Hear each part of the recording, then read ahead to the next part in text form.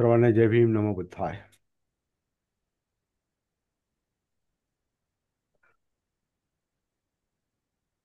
काल 5 तारखेला आपण वर्षावास सती धम्मचिंतन या टायटल अंतर्गत आपण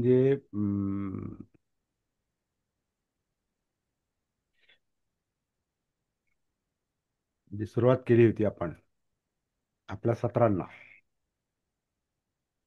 ती काल पूर्ण झालं. ते त्या टायटल अंतर्गत आपलं वर्ग पुढे चालू राहतील. परंतु आता तुमच्या लक्षात आलं असेल, मी ग्रुपमध्ये जे जे मेसेज टाकलेला आहे त्यातलं वर्षा शब्द काढून टाकलाय, तारीख काढून टाकली, कालची 5 तारीख, आणि फक्त सती धम्मचिंतन आणि आपला जो विषय, जो धम्मपद आणि वग्ग हा जो आहे हा चालू राहणार आहे. आणि तो किती दिवस चालेल मलाही माहिती नाही. वर्षभरही चालू शकतो किंवा काही कमी पण दिवस लागू शकतात, पण वर्षभर गृहीत धरून चालू. आणि आपण या वर्षामध्ये धम्मपद हा एकच विषय घेऊया, कारण धम्मपदाच्या आधारे आपण धम्म पाहतो. आणि धम्म पाहतो म्हणजे खरं म्हणजे मनोधम्म पाहतो. कारण बुद्धांचा जो विषय आहे, धम्माचा जो विषय आहे, हा मनच आहे. जसं पहिलीच गाथा जी म्हणते, मनोपुब्बंगमा धम्मा मनोसेठा मनोमया. ही जी पहिलीच गाथा जी आहे, ते मन म्हणजे मनोधम्म आहे. मनोधम्मामध्ये मन पुढं आहे, आणि मन जसं आहे तसे मनोधम्म आहेत, आणि मग तसे त्याचे परिणाम आहेत. तर मन हा सेंट्रल पॉइंट आहे. आणि मन जर आपल्याला समजलं, ज्याला समजलं, मन समजलं, की मग सगळं समजतं. मन समजलं की सगळं समजतं. पण मन काय आहे हे लवकर समजत नाही.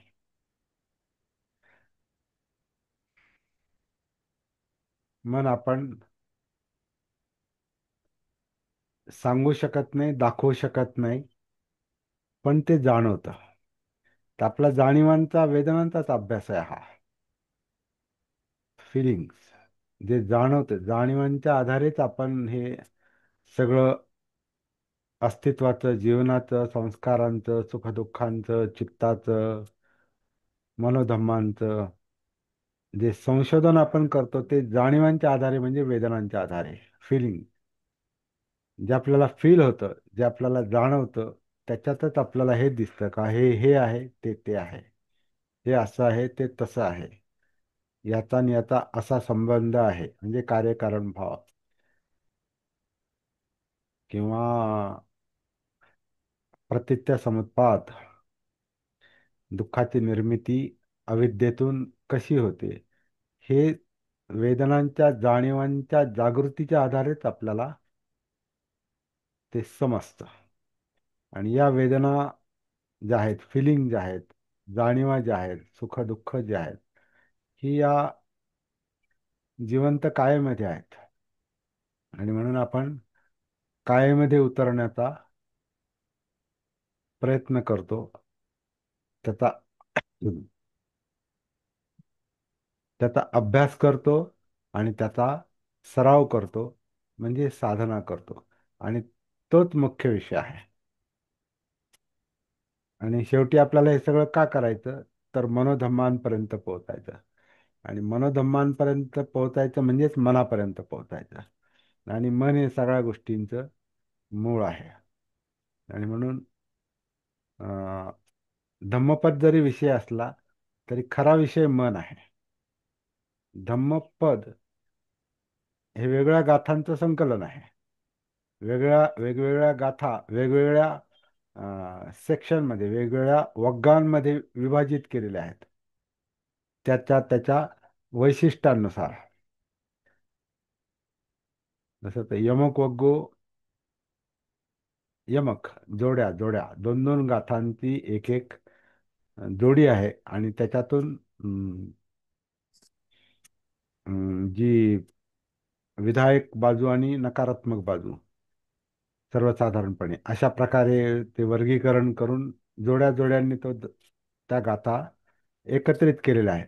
त्या यमक वग्गामध्ये आहेत किंवा अप्पमाद वग्गामध्ये जागृतीच्या विषयाला धरून ते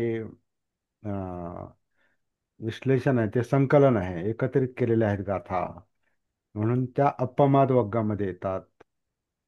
चित्तवग्गो किंवा आता आपण पाहतो ते बालवग्गो. बालवग. बालवग्गो म्हणजे समंजसपणा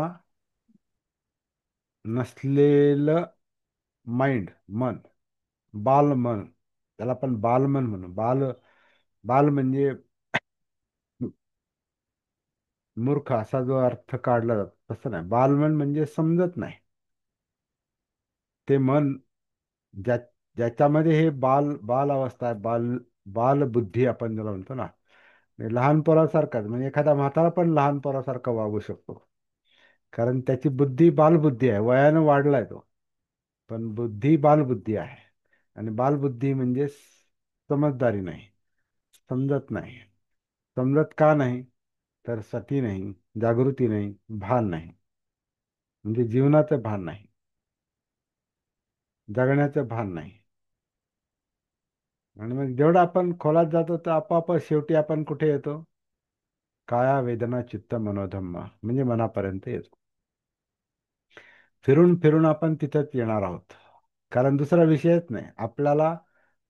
खरा विषय जो आहे तो मन आहे. आणि मनाचं का त्याला विषय बनवायचा? कारण मन हे दुःखाचं केंद्रस्थान आहे, निवास आहे.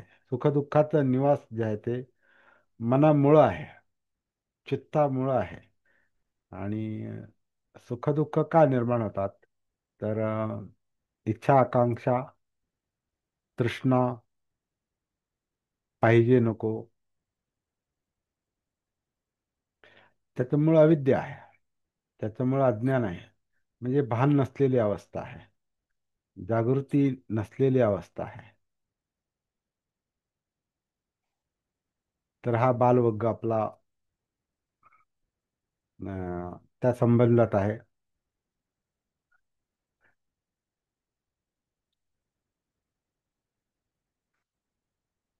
एक गोष्ट काल आपल्याला अं,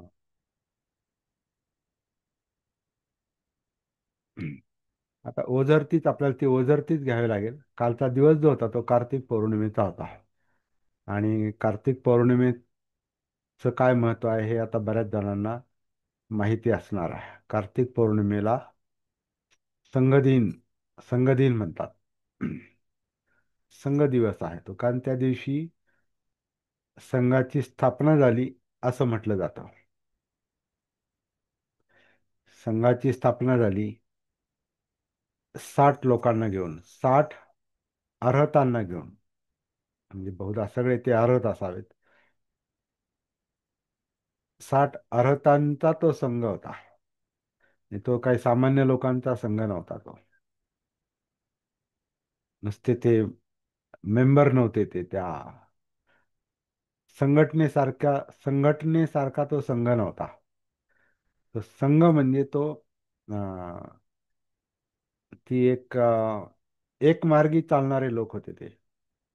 आणि तो मार्ग अर्थातच धम्म मार्ग आहे. आणि धम्म धम्म कोण सांगतो? जागृत व्यक्ती सांगतो, म्हणजे बुद्ध सांगतात. म्हणून बुद्धातून धम्म निर्माण होतो. आणि धम्माच्या मार्गावर जे चालतात त्यांचा संघ निर्माण होतो.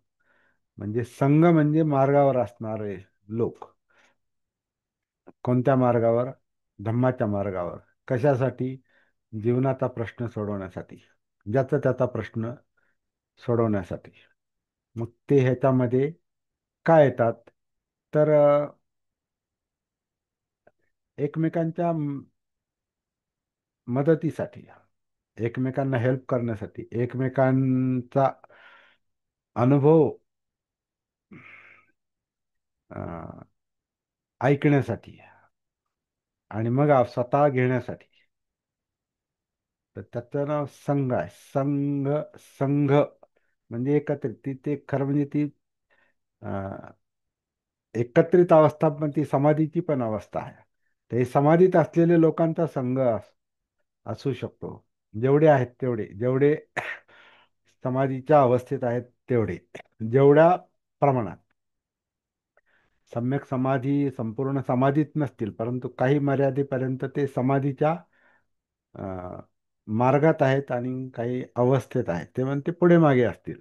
तर ते पुढे मागे म्हणजेच आपण त्याला स्वतःपन्न सकृदागामी अनागामी अरहत म्हणतो आपण त्याला.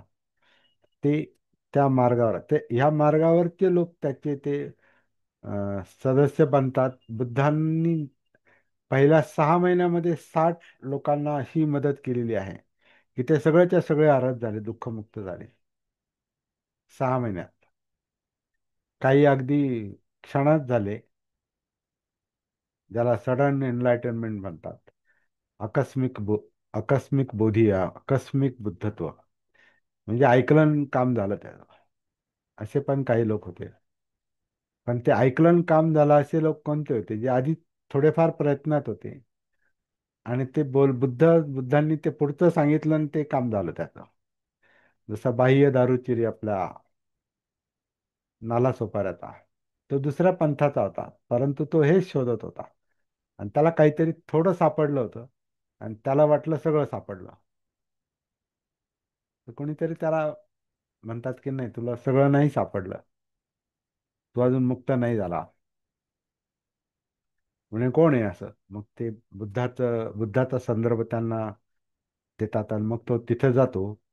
आणि त्याला आधीच ओढ असते. ते ज्याला ओढ असते त्याला काही जास्त सांगायची गरज नसते.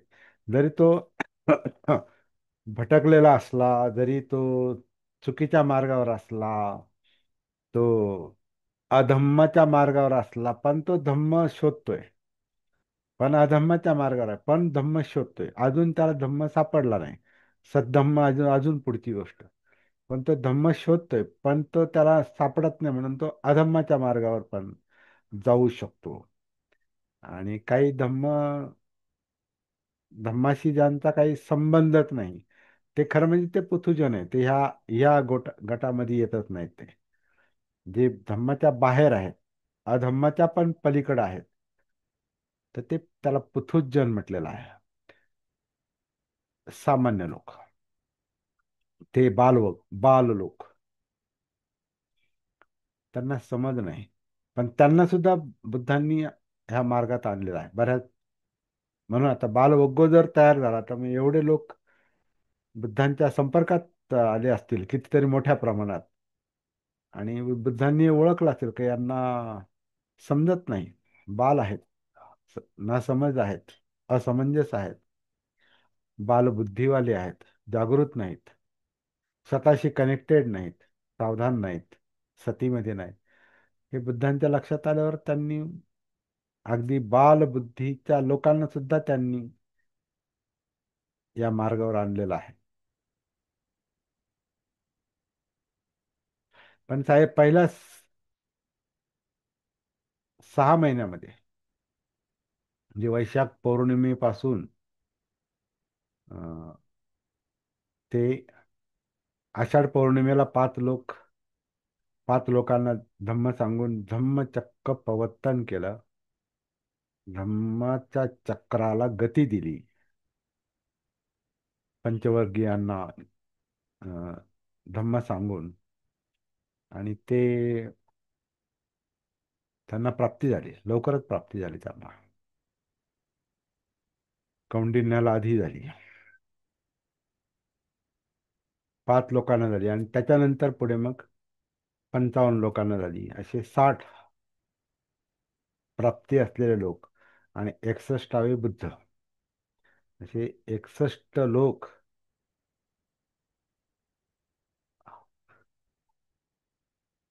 धम्म चालवायला तयार झाले, धम्म पुढे न्यायला तयार झाले. आणि त्याचा परिणाम म्हणजे आपण या मार्गावर आहोत. कारण ते 60 लोक पण त्यांनी संघ करून त्यांनी संघटना नाही बांधली. संघ करून त्यांनी संघटना नाही बांधली. मुळात त्यांना एका जागी थांबायला त्यांनी सांगितलंच नाही. चरत भिक्खवे चारिकं बहुजन हिताय बहुजन सुखाय, हे त्यांचं जे घोषवाक्य किंवा आदेश होता. चारिका करा, चरत चालत राहा, फिरत राहा, लोकांमध्ये जा, लोकांमध्ये जा, चारिका करा. कशासाठी? बहुजन हिताय, अनेकांचं कल्याण करण्यासाठी. यातून अनेकांचं कल्याण होईल त्यांना माहिती होतं. काही थोडे जे आहेत, अल्पजन जे आहेत, त्यांना नाही समजणार, ते विरोध पण करतील. किंवा काही अल्पजन असतील त्यांना समजणारच नाही. काहींना समजेल, परंतु स्वतःचा स्वार्थाच्या आड ही शिकवण आहे, म्हणून ते प्रखर विरोध करतील. आणि ते ते विरोधक खूप असे विरोधक खूप बुद्धिमान होते. ते आजपर्यंत 2500 वर्ष होऊन गेली तरी ते अजूनही ते चालू आहे. कारण काही लोकांना त्यांचा स्वार्थ, म्हणजे त्यांच्यातला जो मार आहे, तो बुद्धाला विरोध करत राहतो. तो बुद्धांना विरोध करतो. बाबासाहेबांना विरोध असण्याचं पण हेच एक कारण आहे. कारण ते मुळात बाबासाहेब एक शक्ती आहे, आणि त्यांनी अजून बुद्धांची शक्ती त्याच्यामध्ये ऍड केली.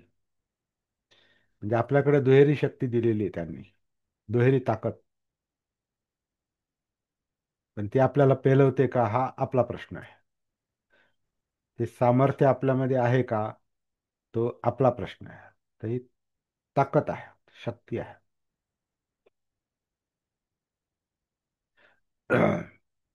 तर पहिले 5 लोक, नंतर मग 55 लोक, 60, आणि बुद्ध 61 लोकांनी मग जो धम्मप्रचार सुरू केला. ते ह्या 60 लोकांना त्यांनी हा म्हणजे वर्षावा संपलाय तो.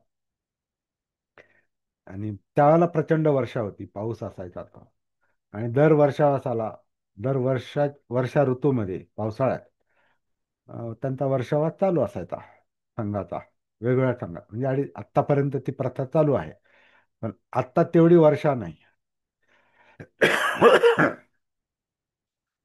आता पर्यावरणाचं पर्यावरणाचं संतुलन आता आणखीनच बिघडत चाललंय. आता आपण पाहतो की आता एक थंडीच्या दिवसात पाऊस पडतोय, एप्रिलमध्ये पाऊस झाला, उन्हाळ्याच्या दिवसात पाऊस झाला, आता पावसाळा संपला तरी पाऊस चालू आहे, थंडी अजून सुरू व्हायची. म्हणजे सगळं ऋतुचक्र सगळं बदललंय. त्यामुळे पाऊस वगैरे, वर्षा वर्षा वर्षावासाचा जर विचार केला, वर्षाचा पावसाचा, तर ते त्या काळात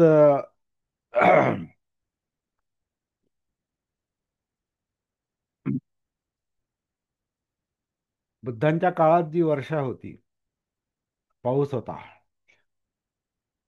तो प्रचंड होता. आणि त्याच्यात तो कसा, आता हिमालयाच्या पायथ्याचा प्रदेश, आणि हिमालय तिथून बऱ्याच नद्या उगम पावलेल्या आहेत. आणि त्या फार प्रचंड मोठाल्या नद्या होत्या, आणि त्यांचे पूर प्रचंड होते. म्हणजे पाऊस प्रचंड, हिमालयातला बर्फ वितळतोय, इकडे पाऊस प्रचंड, महानद्या, मोठाल्या नद्या, गंगा, यमुना वगैरे यासारख्या मोठाल्या नद्या. आणि त्या नद्या काठचे जे लोक होते, ते या पावसाने, पुरांनी हातभर व्हायचे. पूरग्रस्त, जसं आता आपण पाहतो ना, पूरग्रस्तांचे कसे हाल झाले, याच्यापेक्षा अनेक पटींनी मोठे हाल, जास्त हाल हे त्या काळात होते. आणि त्यामुळे मग भिक्षूंना लोक काही जास्त काम अं, असं नाही, कारण फिरणं शक्य नाही. चरत भिक्खवे चारिकं जरी सांगितलं तरी फिरणं शक्य नव्हतं. आणि लोकांची जर विशेषतः जो शेतकरी वर्ग त्यांचा सपोर्टर पण होता, त्यांना जे देणारा होता, दान देणारा, तो शेतकरी. कारण शेतीप्रधानच आपला देश आहे, त्यावेळेला सुद्धा तो शेतीप्रधान प्रांत होता. त्यामुळं ह्या पुरांचे आणि लोकांचे हाल असतील तर ते कुठून यांना दान देणार, तो पण मुद्दा होता. आणि हे पण जास्त फिरू शकत नव्हते. मग बुद्धांनी बहुधा जी काही ही संकल्पना निर्माण केली वर्षावासाची, तर चला त्या काळामध्ये एकत्र या कुठेतरी. कुठेतरी एकत्र या. मग ते बहुधा वनामध्ये किंवा जंगलामध्ये अशा ठिकाणी राहत असेल की जिथं राहण्याची आणि बाकीची अन्न पाण्याची सोय असेल. ते त्यातले आता हे काम 45 वर्ष चाललं होतं. बुद्धत्व प्राप्तीनंतर म्हणजे 29व्या वर्षी त्यांना 29व्या वर्षी घर सोडलं आणि 35व्या वर्षी त्यांना प्राप्ती झाली. आणि 45 वर्ष धम्मप्रचार करत करत 80व्या वयापर्यंत त्यांच्या म्हणजे 45 वर्ष हे वर्षावासाचे हे कार्यक्रम चालू होते. आणि वर्षावास संपला की मग परत फिरायचे लोक. त्या वर्षावासातले 45 पैकी जवळपास 25 वर्षावास हे एकट्या श्रावस्तीमध्ये झालेले आहेत. आणि श्रावस्तीमध्ये जेतवन ज्याला म्हणतात, ते अनाथपिंडकानं जेत राजाकडून ते वन आणि ती जागा मोहरा पसरून त्यांनी त्या विकत घेतल्या होत्या. जे- म्हणजे जेत राजाने थोडस मस्करीनं त्याला म्हटलं त्या अनाथपिंडकाला, तो राजपुत्र होता आणि गर्विष्ठ असला पाहिजे आणि त्याला बुद्धांचं महत्व माहीत नसलं पाहिजे. तेव्हा तो म्हटला, तू तू काय देणार आहे मला, तू असशील व्यापारी, पण माझी जमीन तू विकत घेणार. तर तो म्हटला, हो घेणार आहे मी. म्हणे, सांग काय काय देऊ, किती देऊ.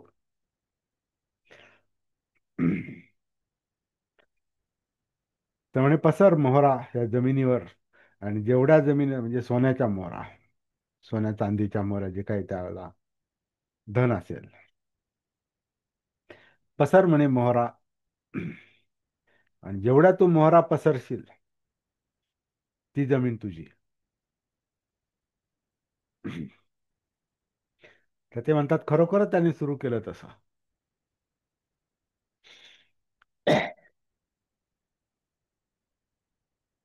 तर तो जेत राजकुमार होता तो. तो जेत राजकुमार आश्चर्यचकित झाला. म्हणे, हा वेडा तर नाही म्हणे, असं कोण आहे म्हणे बुद्ध, त्याच्यासाठी एवढ्या मोहरा तो देतोय, पसरतोय. मग जेव्हा त्याला कळालं कोण बुद्ध,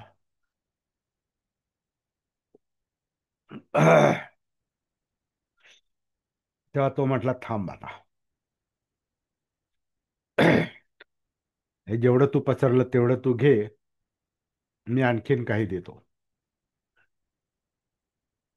तर ते बरंच मोठी जमीन आजही आपण पाहतो. जेतवने खूप मोठं आहे. आता ते त्याच्यामध्ये जो अवशेषांचा जो भाग आहे तो थोडाच दिसतो त्या मानानं.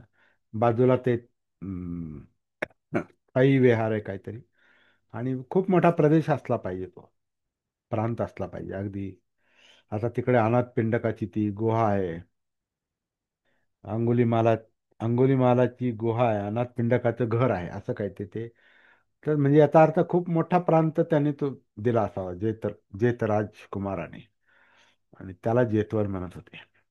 आणि तिथं 25 वर्ष बुद्ध आणि त्यांचा संघ राहिलेला आहे, थांबलेला आहे. आणि बहुतेक आपण जे सुत्त ऐकतो, पाहतो, वाचतो, ते सुत्त जास्तीत जास्त सुत्त ती त्या ठिकाणी सांगितलेले आहे. त्याच्यात पुढे काय सरमिसळ झाली तो भाग वेगळा, पण जास्तीत जास्त शिकवणी त्या ठिकाणी दिलेल्या आहेत. तर त्या वर्षावासाचा शेवट कार्तिक पौर्णिमेला व्हायचा, तो कालचा दिवस. आता पहिल्यांदा जेव्हा कार्तिक पौर्णिमा पहिल्या वेळेला जेव्हा संघ एकत्र झाला तेव्हा तो संघ नव्हता. एकत्र आले असतील पण संघ नव्हता. या 6 महिन्यामध्ये, वैशाख पौर्णिमेपासून कार्तिक पौर्णिमेपर्यंत, या 6 महिन्यामध्ये संघ नव्हता. बुद्ध होते, धम्म होता. आणि धम्म शिकणारे आणि प्रॅक्टिस करणारे ते लोक होते, पण संघ नव्हता. मग ते पहिलं जे वर्ष होतं त्याच्यामध्ये हे 6 महिने बुद्धांच्या शिकवणीनुसार अं, प्राप्ती झालेले लोक ह्या 6 महिन्यात त्यांची संख्या 60वर गेली. आणि मग बुद्धांनी तो संघ स्थापन झाल्याचं डिक्लेअर केला, जाहीर केला. तो कालचा दिवस आहे. आता हे एक संशोधनाचाच विषय आहे की सगळेच बुद्धांच्या जीवनातले आणि बरेचसे प्रसंग हे पौर्णिमेलाच का येतात. का ते तसंच घडलं की तसं घडण्याची शक्यता पण आहे. पण ते घडलं तर खरं. आणि बहुतेक मग मग त्याच्यावर आणखीन काही आपण पाहतो की 12 पौर्णिमा ज्या आहेत तर ते 12 पौर्णिमेला, प्रत्येक पौर्णिमेला काही पौर्णिमेचं काही ना काही वैशिष्ट्य सांगितलं जातं.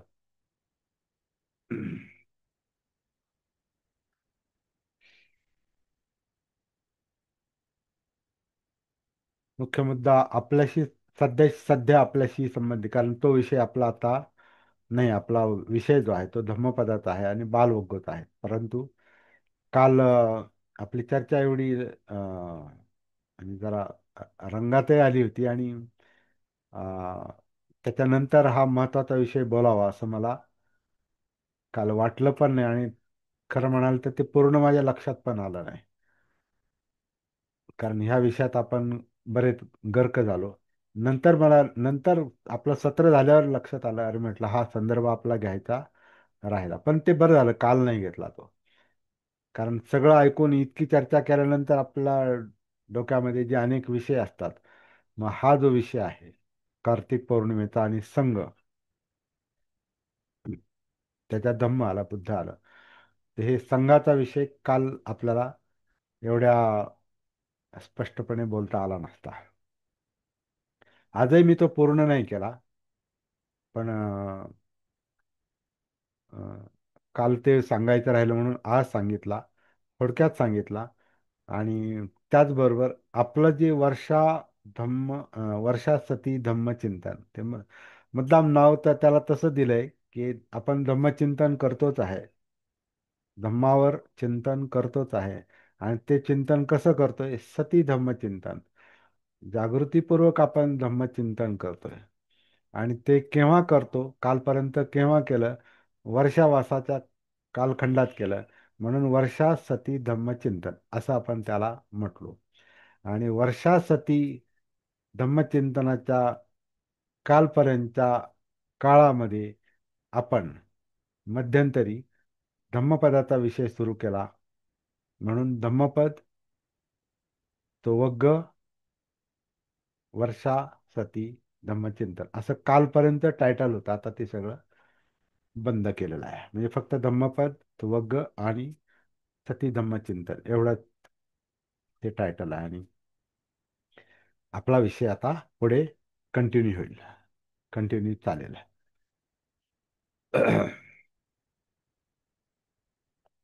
तर आपण पुढची गाथा घेऊया आजची. वाचली असेल तुम्ही, मी याच्यावर टाकलेली ग्रुपवर.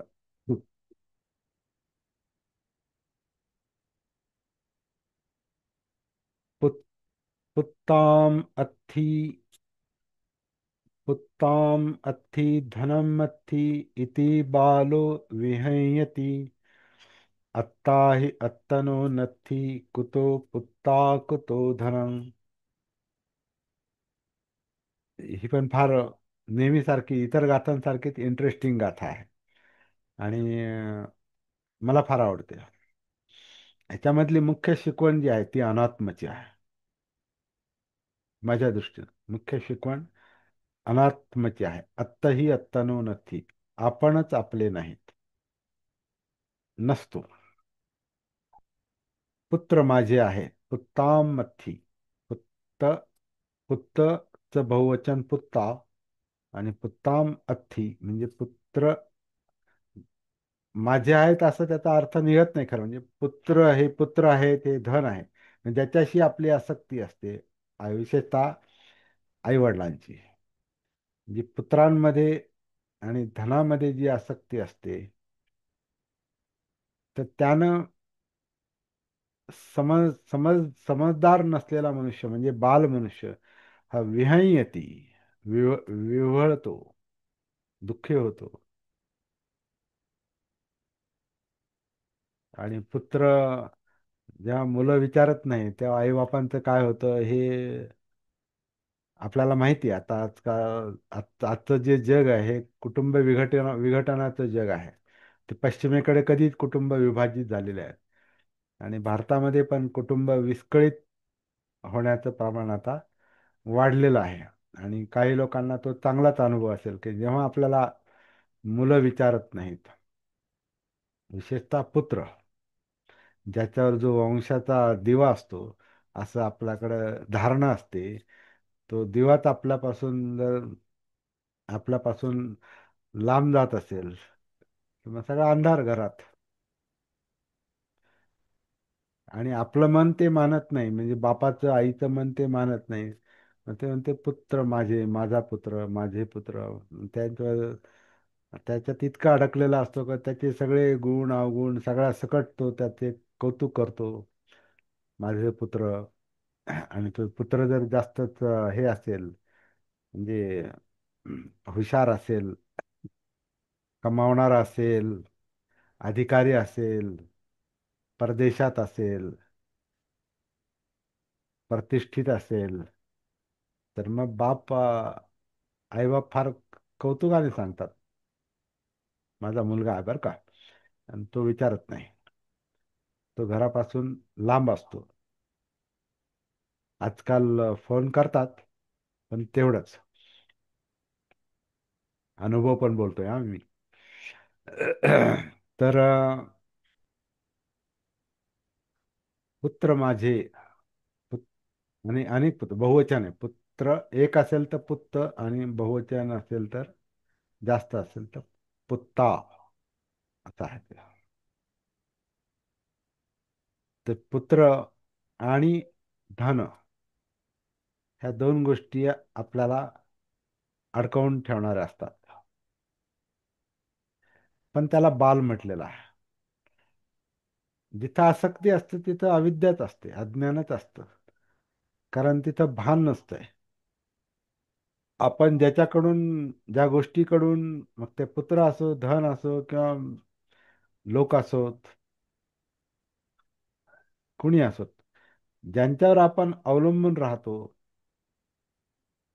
तर ते आपल्या अपेक्षेप्रमाणे झालं नाही तर आपण विहंयती म्हणजे विव्हळतोच आपण, दुःखी होतो.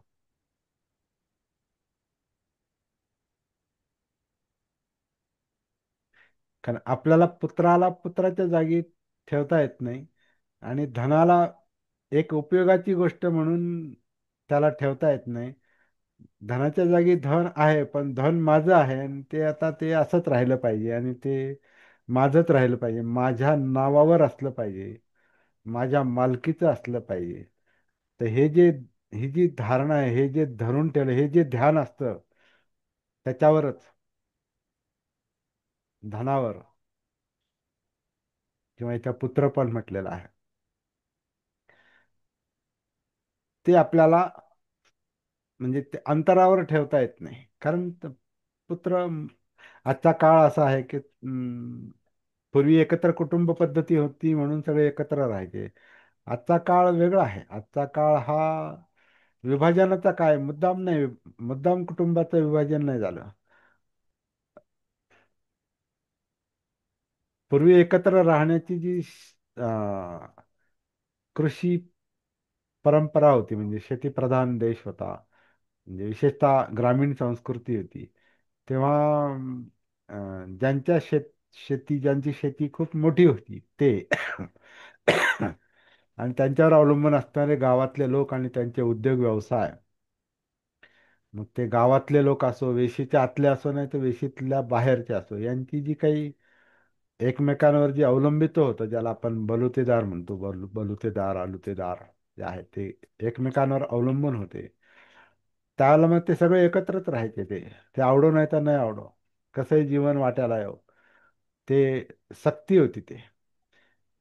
पण जेव्हा हे शेतीचं विभाजन झालं, आणि परकीयांचं राज्य आलं आणि मोठमोठाली वसाहती तयार झाल्या आणि मोठमोठी शहरं तयार झाली आणि मग त्याच्यानंतर लोक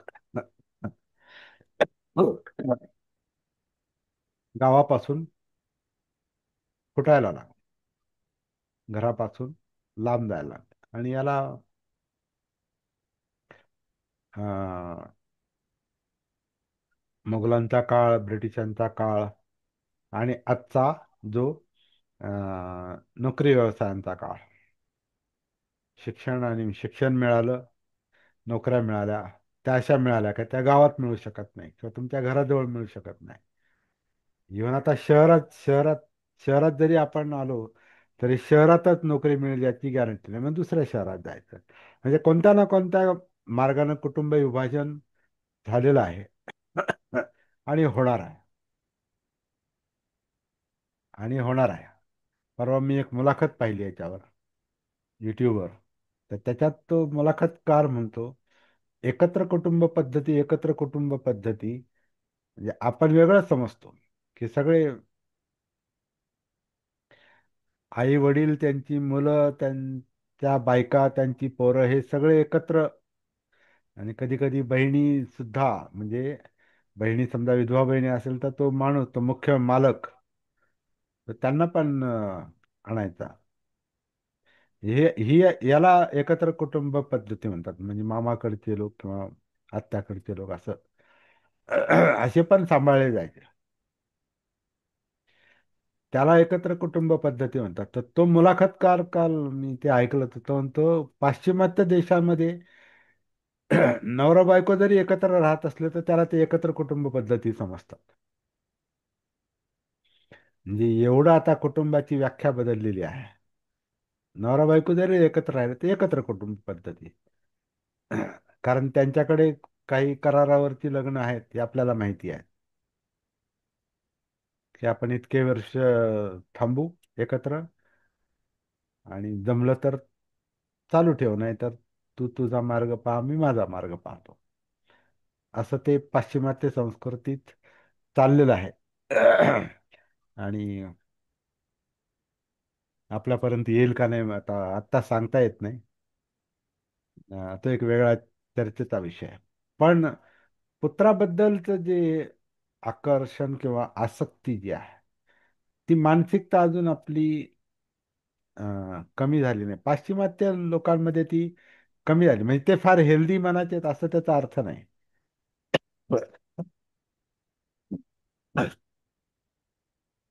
त्यांचं ते ती जीवनशैलीच अशी आहे काय, मूलबाळ झालं की कालांतराने त्याला स्वतंत्र करून टाकायचं, त्याला सगळं स्वातंत्र्य देऊन टाकायचं. आणि मग त्याचा तो कसा जगेल, काय काम करेल, कुठं लग्न करेल, कुठं प्रेम करेल आणि लग्न करेल, किंवा असाच राहील, ते त्यांच्या संस्कृतीतला भाग आहे. ते आपल्याकडे आले ते नाही असं नाही, काही अंशी आलेलं आहे. तर कसं असलं आणि काही असलं तरी पुत्राबद्दलची आणि धनाबद्दलची जी आसक्ती आहे, हे नैसर्गिक एक बंधन आहे. ते जैविक बंधन आहे, रक्ताचं नातं आपण ज्याला म्हणतो. आणि मुलीबद्दल जास्त रक्ताचं नातं नैसर्गिकच असतं. त्यानंतर तुम्ही काय म्हणता, वाद असले बापलेकांमध्ये, मायलेकांमध्ये, भावा बहिणींमध्ये, तरी ते माझे टोकाचे वाद असले तरी ते टोकाचे, म्हणजे इतक्या टोकाचे, तो आता मला अनुभव सांगायला हरकत नाही. आमच्या मोठ्या भावानं आमच्या आईवडिलांकडं लग्न झाल्यानंतर शेवटपर्यंत पाहिलं नाही, जवळच राहत.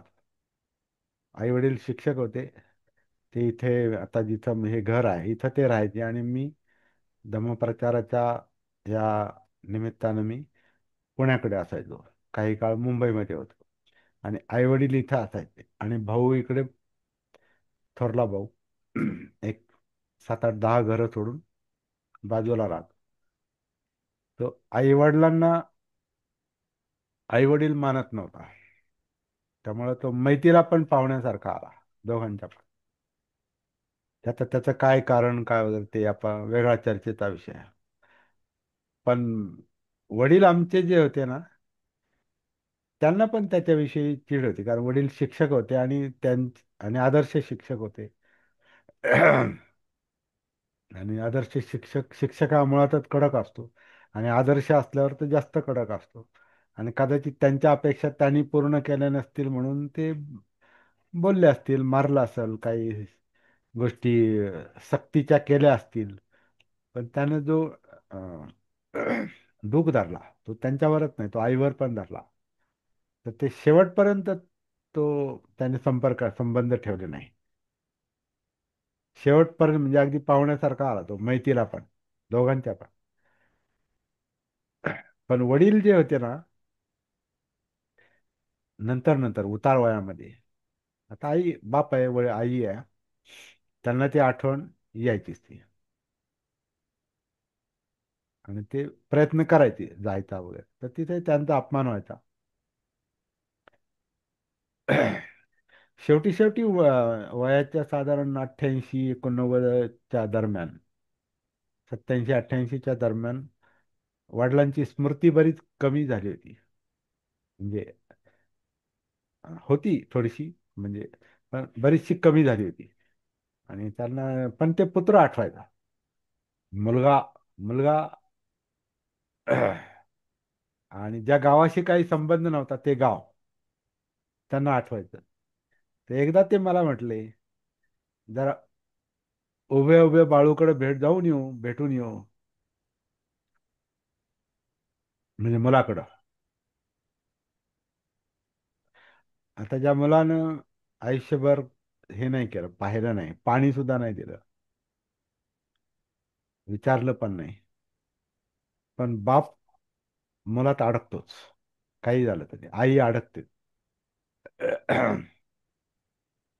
दुःख भोगतात, यातना भोगतात, विव्हळतात. कसं असलं तरी मुलगा आहे. तर याला बाल्यावस्थाच म्हटलेलं आहे, कारण ती आसक्ती आहे. ज्याला तुम्ही धरू शकत नाही, तीच गोष्ट धरण्याची इच्छा आहे. धन टिकत नाही, तीच गोष्ट धरून ठेवण्याची इच्छा आहे. तर पुत्र माझे, धन माझे, असा अज्ञानी मनुष्य विचार करून विहंयती, विव्हळतो, दुःखी होतो, यातना भोगतो. पुढे त्याच्यापेक्षा भारी शिकवण दिलेली आहे. अत्त ही अत्तनो नथी. अत्त म्हणजे मी, आपण. अत्त ही अत्तनो नथी, आपणच आपले नाहीत. आता हेच समजलं तर मग आपल्याला सगळा गुंता सुटायला सुरुवात होते. हे समजलं पाहिजे. आपणच आपले नाहीत. कुतो पुत्ता कुतो धनम. कुठले पुत्र आणि कुठलं धन. आता याच्यामध्ये मुख्य जो मुद्दा आहे तो हे समजून घेण्याचा आहे. आत्ता ही आत्ता नवनथी, आपण आपले नसतो म्हणजे काय. आणि याच्यावर मला वाटतं ही अनात्माची शिकवण आहे. सभ्ये धम्मा अनुत्ताती यदा पय्याय पස්සती अथ निबिंदती दुःखे ए समगो विशुद्धिया. ही जी गाथा आहे, या गाथेमध्ये अं, सगळे धम्म. आता धम्म म्हणजे सगळं आपलं अस्तित्व, आपलं जीवन. धम्म म्हणजे मनोधम्म आहे, पण मनोधम्मात काय काय आहे हे सगळे आता आपण पुत्र अन धन सगळं जे बोललो, एकत्र कुटुंब पद्धती, हे सगळं वातावरण, सगळं काय अगदी आपण वर्षावासाची चर्चा केली, सगळी सगळी ती चर्चा केली, ते कुठून आली? ती आपल्या मनोधम्मातून आलेली आहे. हं. तर धम्म हे संस्काराने तयार होतात. कारण मी जे अं, वर्षावासाच्या निमित्तानं बोललो, हे काय प्रत्यक्ष माझ्या जीवनात घडलेली गोष्ट नाही ती. तर मी काय बुद्धांना कुणीच बुद्धांना पाहिलेलं आता असण्याची अजिबात सुतराम शक्यता नाही. सिद्धार्थ गौतम बुद्धांना किंवा त्या संघाला. पण त्यांच्याविषयी आपण बोलतो, कशामुळे बोलतो? ग्रंथात आलेलं आहे. ग्रंथात का आलं? तर कोणीतरी सांगितलेलं आहे. कोणी सांगितलं? तर संघानं सांगितलेलं असणार, तोंडी. मग ती तोंडी परंपरा, मौखिक परंपरा, नंतर लिखित परंपरा, आणि मग त्याच्यात आपण मराठीत आपण चर्चा करतो. ते पालीत काम चालायचं, हे मराठीत काम चाललंय, म्हणजे अनुवाद आले. तर असं करत करत आपण जो त्याचा अभ्यास करतो, तर त्याचा आपल्यावर संस्कार झालेला आहे. म्हणजे आपले मनोधम्म त्यांनी बनलेले आहेत, आणि त्या मनोधम्मांच्या आधारेच आपण चर्चा करतो. आणि ते मनोधम्म म्हणजे आपण क्रिएट केले, आपण निर्माण केले, असा त्याचा अर्थ नाही. हे संस्कार कशातून निर्माण झाले मुख्यतः या विषयाच्या संदर्भात? वाचलं, ऐकलं. आता म्हणजे जेव्हा लिपीचा लिपीचा उपयोग जेव्हा करायला सुरुवात केली बुद्ध धर्मामध्ये, बुद्धानंतर 300-400 वर्षांनी, लिपीचा लिपीचा उपयोग करायची जेव्हा सुरुवात झाली, म्हणजे ग्रंथ तयार झाले. ते ग्रंथ आपण आता वाचतो, म्हणजे डोळ्यांनी वाचतो. वाचन करतो, शब्दांचं वाचन करतो, म्हणजे एक तर डोळ्यांनी वाचतो, किंवा कोणीतरी सांगतं ते आपण कानांनी ऐकतो. आणि हे डोळे आणि कान याच्याशी संबंधित विचार केला तर हे दोन इंद्रिय आपल्या मनावर संस्कार करणारे माध्यम आहेत, द्वार आहेत. आयतन म्हटलंय त्याला. तर ही द्वार आहेत, आणि याच्यातून मनोधम्म म्हणजे थिंकिंग प्रोसेस तयार होते. ब्रेन मधलं काम चालतं. त्याला ते जेव्हा आपल्याला जागृतीनं दिसतात, त्याला मनोधम्म म्हटलेलं आहे. नाही तर माहिती आहे ते काम चाललंय, ब्रेनचं काय चाललंय आपल्याला माहिती नाही. बोलतो म्हणजे काय आपल्याला माहिती नाही, विचार म्हणजे काय आपल्याला माहिती नाही. हे काय प्रोसेस आहे, काय प्रक्रिया आहे, काय सिस्टम आहे, ही आपल्याला माहिती नाही, कारण आपण आपल्याशी कनेक्टेड नाही. अविद्या, अनकॉन्शियस. पण आपण ते बोलतो. ह्याला मी बोलतो, माझं ज्ञान असं म्हणता येईल का याला? नाही म्हणता येत. कारण हे ज्ञान काही आपण तयार केलं नाही. याच्यामध्ये आत्ता नाही. आत्ता म्हणजे मी, माझं, आत्तानु माझं, आत्ता मी, आत्तानु माझं.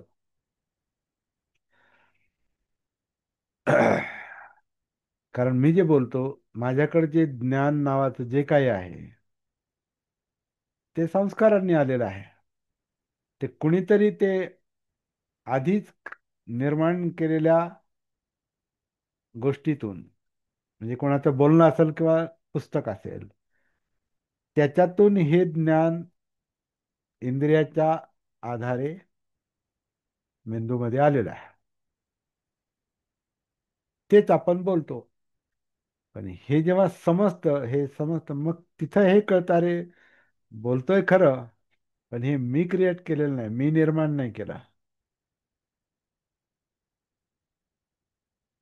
ज्ञान हा एक संस्कार आहे, आणि तो कार्यकारण भाव आहे. त्याच्यात मी असा काहीच नाही. आता हे एक उदाहरण, आत्ताही आत्ता नव्हती, आपणच आपले नाहीत. अजून आपण उदाहरण घेत असतो. बऱ्याच वेळाला आपल्या जागृतीच्या कार्यशाळांमध्ये मी हा प्रश्न विचारत असतो. आपण श्वास घेतो, आपण सोडतो, हे खरं आहे का? आता याचं उत्तर आपल्यापैकी बऱ्याच लोकांना माहिती आहे, कारण हा प्रश्न मी बऱ्याच वेळा विचारलेला आहे. विशेषतः जुन्या लोकांना माहिती आहे. मी श्वास घेतो, मी श्वास सोडतो, असं वाटतं, पण हे खरं आहे काय? तर ते खरं नाही. श्वास आपण घेतो आणि आपण सोडतो असं नाही. हा श्वास नैसर्गिकपणे येतो आणि जातो. आपली काया, आपलं शरीर हे नैसर्गिकपणे आतून आत श्वास घेतं आणि बाहेर सोडतं. आपण तो घेतला काय न घेतला काय त्याचं काम स्वतंत्रपणे चालूच आहे. मी घेतो म्हणजे आत्ता मी घेतो म्हणून श्वास येतो आणि मी सोडतो म्हणून तो जातो. असं आनापानचं श्वासाचं काम चाललेलं नाही. पण आपल्याला आपलं भान नसल्यामुळं आपण सर मी घेतो मी सोडतो आणि मग आपलं त्याला आपल्या बाकीच्या ज्या काही साधना प्रॅक्टिस ज्या आहेत त्या मीला धरूनच चाललेल्या असतात. मग मी असा घेईल तसा घेईल इथं पाहिल तिथं पाहिल आणि मग ते जे काही चालतं ते तो विषय वेगळा आहे. परंतु श्वास मी घेतो मी सोडतो असं जर नाही, तो जर नैसर्गिकपणे चाललेला आहे तर याला मी माझा श्वास असं नाही म्हणू शकत. तो नैसर्गिक श्वास आहे. आणि ही काया नैसर्गिकपणे आन करते अपान करते. ती काया तरी आपण घडवली का?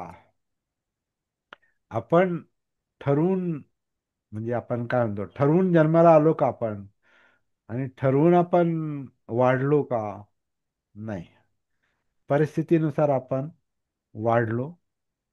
आपली शारीरिक आणि मानसिक जडणघडण झाली. संस्कार मग हे मी केले असं आहे का? आपल्या इच्छेनुसार चाललंय का सगळं? इच्छा जरी असल्या त्या इच्छा पण नैसर्गिकच आहेत. त्या पण तृष्णेशी संबंधित आहेत. आणि तृष्णा ही अज्ञानाशी संबंधित आहे म्हणजे पाहिजे नको. आता हे पुत्तंग धनंग हे काय मुद्दाम नाही म्हणत माझा पुत्र आणि माझं धन. ती चित्तावस्थाच तशी आहे, ते मनोवस्थाच तशी आहे की ते तसंच करताय, ते तसंच म्हणताय ते. कारण अविद्या आहे, भान नाही, सती नाही, जागृती नाही. त्याला बाल म्हटलेला आहे. म्हणून ते बाल हे असा विचार करतो.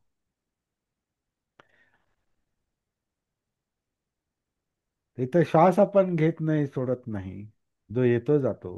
ही काया म्हणजे आपण नाही. तर मग ह्या कायेला मी म्हणणं ते पहिलाच अडथळा सांगितलाय बुद्धाने. सक्काय दृष्टी, स्वकाया दृष्टी, ही काया मी आहे असं वाटणं हाच दुःखमुक्तीच्या मार्गातला निब्बाणाच्या मार्गातला पहिला अडथळा आहे. मी स्व सक्काय दृष्टी, ही काया मी आहे. काया आहे ते आहे पण मी आहे अशी धारणा आसक्ती तयार करते. जसं पुत्रामध्ये आणि धनामध्ये, तसं कायेमध्ये पण आपण मी असतो. मग ते पुत्राला ते आपल्या कायेचा भाग म्हणजे आपल्यातून जन्म घेतलाय ना असं ते अं, वाटतंय. तर ते एक सत्य आहे. पण ही कायाच आपण हिला हिला मी माझं म्हणू शकत नाही. ते ह्याच्यातून निर्माण झालेले पुत्र आणि ह्याच्या आधारे मिळवलेलं धन. कारण ही काया कष्ट करते कारण जगायचंय आणि म्हणून धन. आणि सगळं धन काही कष्टाने मिळवलेलं नसतं.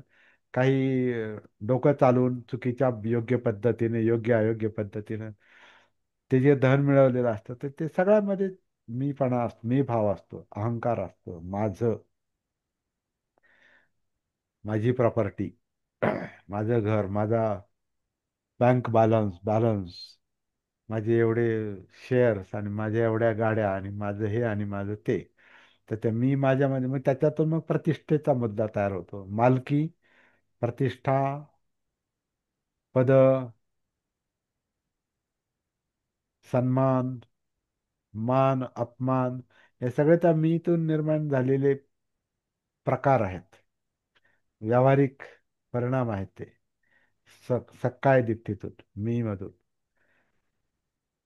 आता एवढा मोठा मुद्दा बुद्धांनी या गाथेत सांगितलाय. जिथं आपणच आपले नाहीत सांगता येत नाही. आपण कोण आहोत आणि काय आहे काय सांग, आपण आपल्याबद्दल सांगायला गेलो तर काय सांगू शकतो? मी म्हणजे कोण आहे? हे बाकीची आयडेंटिटी सोडा. आयडेंटिटीला तर आपण आता पाहिलं, मी पद आणि प्रतिष्ठान, धन आणि अमक धमक, ते तात्कालिक आहे. तुमची पद प्रतिष्ठा, जोपर्यंत पद आहे तोपर्यंत तुम्ही त्या पदावर आहात. ते पद गेलं, संपला विषय. प्रतिष्ठा, जोपर्यंत तुम्हाला प्रतिष्ठा लोक देतात तोपर्यंत ते टिकून असते. प्रतिष्ठा जाऊ शकते, धुळीला पण मिळू शकते. त्यामुळे हे सगळ्या गोष्टी ज्या आहेत त्या सापेक्ष आणि अं, अं, म्हणजे परिस्थिती सापेक्ष आहेत. त्या परिस्थितीत ते तुम्ही तसे असतात. ते संपलं म्हणजे रिटायरमेंट संपली का माणसाचा अधिकार गेला, संपला. कोणी शिपाई असो, नाही तर मोठा प्राईम मिनिस्टर असो, संपला विषय.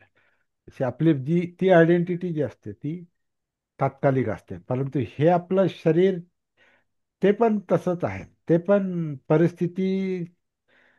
परिस्थितीनुसारच त्याचं अस्तित्व आहे. परिस्थितीनुसार जन्म आहे, म्हणून मृत्यू पण आहे. आणि जन्म आणि मृत्यूच्या मधलं जे जीवन आहे, हे पण परिस्थितीनुसार चाललेलं असतं. मग इथं मी माझं माझ्यामुळं असं नाही, ते कार्यकारण भावामुळे चाललेलं असतं. प्रतित्य समुत्पाद. मग इथं ते उत्तर सापडतं. आपणच आपले नाही. मग पुत्र आणि धन काय घेऊन बसले, याचा अर्थ बेजबाबदार व्हायचा असा पण त्याचा अर्थ नाही. व्यावहारिकता व्यावहारिकतेच्या जागेवर.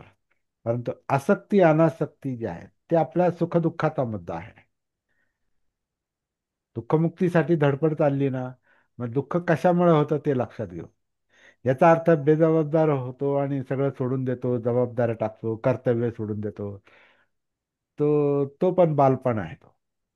तो पण मूढपणा आहे, ते मूर्खपणा आहे. व्यवहार हा व्यवहार, कारण व्यवहारावर आपण जगतो. त्यामुळे व्यवहाराला नाकारून चालता येत नाही. परिस्थितीला नाकारून चालता येत नाही. परंतु परिस्थितीचं मानसिक गुलाम व्हायचं नाही, हा त्यातला एक बोध दिसतो त्याच्यातून. बोध होतो.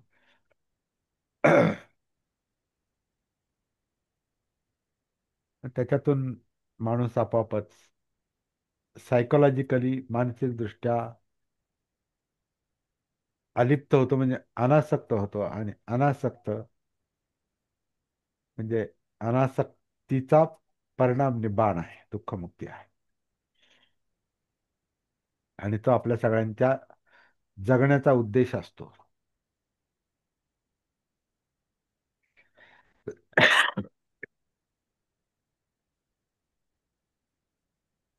मला वाटतं पुरेसा आहे. अं, घशाला त्रास होतो, परंतु तो त्रास त्रासाच्या जागी आहे. बाकी जे काम चाललेलं आहे ते चालू आहे. मी थांबतोय.